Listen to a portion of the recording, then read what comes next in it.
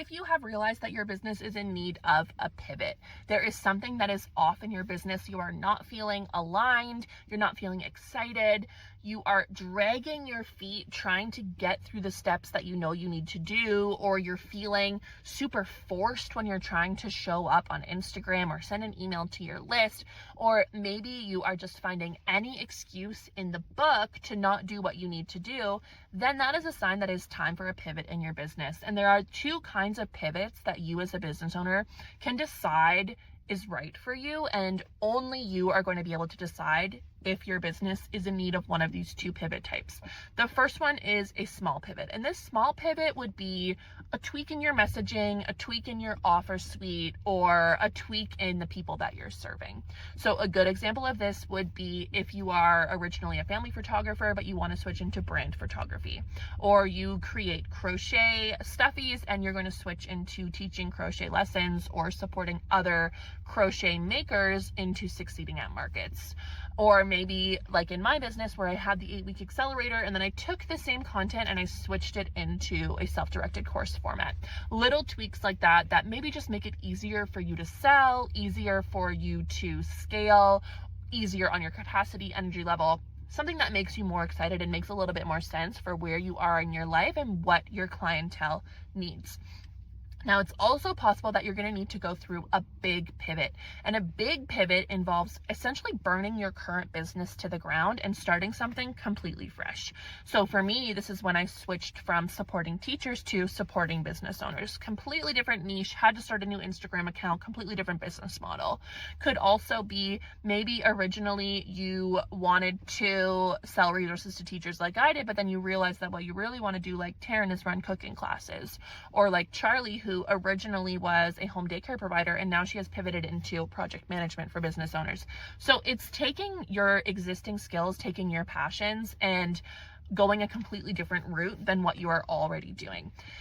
And we have talked about the kind of 3 signs that is going to indicate that you're ready for some sort of pivot. And those 3 signs are: 1, you're dragging your feet. It is taking you forever to get anything done in your business. 2, you are making excuses and you're finding every single reason in the book to not do what you know you need to do. And 3, it is basically impossible for you to show up, whether that's showing up on Reels, showing up by emailing your list, writing different posts, creating carousels. It's really, really hard for you to find the words, to find the motivation, and everything feels super draining in your business. Now, what on earth are you going to do? You're like, I am feeling that. I don't want to do this forever. I want to do something else, but I don't know what it is. And I know it's not going back to my job. How do you figure out what your pivot's going to be, and how do you set yourself up for success with that? So the first thing you're going to do is think about the things that you love and the things that you never want to do again in your business. You can write this down if you want in like a T-chart. You can just start writing. What are the things you genuinely love in your business, and what are the things you don't love? Maybe you love helping your clients, but maybe you don't love filling out spreadsheets. Maybe you love marketing and playing around on Canva, but maybe you don't love the actual things that you are trying to market or the things that you're trying to sell. Maybe you love creating, but you don't love spending 6 hours on one product. Whatever it is, just start to think about, with no judgment, the things that you really like and the things that you don't like in your business. The more content that you have here, the easier it's going to be for you to start thinking about the things that you do genuinely love and the things that you could pivot into. Next up, I want you to ask yourself some questions and just be super, super honest. You don't even need to tell anyone what you write down. This is a safe conversation with literally yourself in a Google Doc. If there was no risk, if there was 0 risk, you knew without a shadow of doubt that you would be successful, what would you be doing? Anything in the world. Maybe you're currently a bookkeeper, but you're like, if I could literally do anything and there was no ramifications to my family, there was no concern that it wouldn't be profitable, maybe what you would do would be like run fitness classes. I don't know, whatever it is that's in your heart. Maybe you are a chef. Maybe you're a chef who's a personal chef, but what you really want to be doing is leading Bible studies online. I don't know. Maybe you are a teacher, but what you really want to be doing is creating travel guides for families. Whatever it is, what would you do if there was 0 zero risk of being unsuccessful, what would that business be? And if you didn't let fear hold you back, what would that look like? You can also think about, what does your ideal life include? What are you doing in your job? Are you spending most of your time on calls? Are you spending most of your time creating content? Are you spending most of your time selling? What is it in your business? What role are you taking on in your business that you will be the most fulfilled in? Again, no right or wrong answer, no judgment, but these two questions, if there was no risk, what would you be doing? And what are the kinds of tasks that you genuinely enjoy the most in your business? So in your dream life, what are you doing every single day? Those are going to really help guide you towards your pivot. Next up, I want you to start doing a little bit of market research. Market research is basically creeping. So I'd love it if you went on to socials and you just started to look for accounts within this dream world that you have started thinking about, within this dream career with zero risk. Just see what's out there.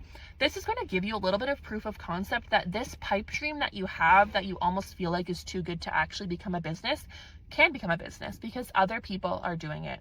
Other people doing what you want to be doing is not to be seen as competition. It's not to be seen as a sign that you shouldn't be doing something. Someone is already doing it. It is validation that there is money to be made in this area. If there's not a lot of people doing it, also a good sign, because it shows that it's not a super saturated market. But we don't really care about market saturation anyways, because you are always going to be bringing something different to the table than everyone else who's doing it. And what you are bringing to the table is you. So think about the things that you love, things that would make you feel so freaking excited to wake up every day and say, this is my job. And if you don't know exactly what that is yet, that's okay. But giving yourself that space and permission to reflect and think with no fear is so powerful. And no matter what that dream is, if it's to be a dog trainer, if it is to be a dance instructor, if it is to be a coach, I don't know, whatever it is, we can make it happen. There are steps we can take to set you up in that business before you shut down the one that you're already doing. We can make that safe leap of faith, that safe transition, so that you are going into it with full confidence that this was the right move. That's exactly what I did. I wanted to switch from supporting teachers right into business coaching over a year ago. But my husband was the voice of reason who said, no, we cannot do that. Your income is very important to this family. We have a mortgage to pay and we don't have proof of concept. We don't know for sure that this is going to take off. We know that your other business was multi-six figure. We know that. That's reliable income. It is not responsible to just completely switch without a full plan. And I was like so mad about it, but I knew he was right. So what I did was get as much of that original business on autopilot as possible. I brought in a VA. I automated and just systemized and streamlined and made everything so that I could be as removed as possible. It was still running. It was still bringing in money. It was still in existence. And while that was happening, I put the majority of my energy into the new business and laying up a really, really solid foundation. So by the time I quit that original business, closed down the Instagram, got rid of the website, all of that, I'd already hit six figures in my new business. And because of that, we were super confident. There was no doubt in my mind that it was a totally safe and reasonable pivot that was not going to drastically impact my family. That's not to say that you can't do an immediate pivot. Sometimes circumstances happen in which that is what you have to do. For example, Charlie had some external factors happening in her life that meant that she was forced into the pivot a little bit faster than planned, a little bit sooner than anticipated, and a little bit more of a jarring end because she was just unable to continue doing the first job and we had to switch into the new one. That being said, because of her alignment and excitement and readiness for that pivot, she had 5 clients within the first 2 weeks. She's already well on her way to running an established business. And this is just through the power of networking and her skills and being really, really in tune with where this business can go and how she's going to get there. So start thinking about those questions. Start to give yourself that space to decide what it is you genuinely want and what it is you genuinely love. And then decide for yourself, is this going to be a fast or a slow transition? What's the plan? What do you need? What's going to make the most sense for you, your family, and your business?